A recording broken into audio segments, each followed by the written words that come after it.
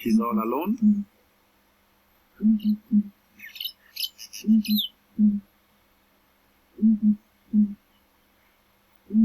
He's the one making that call.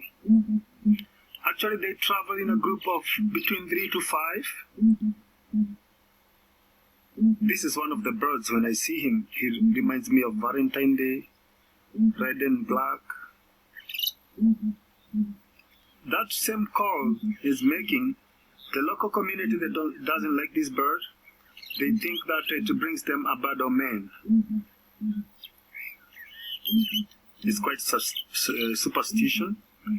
But for me, any bird, any animal, I like it. I think he's trying to call for his mates. I think he's in breeding plumage. Other members of this family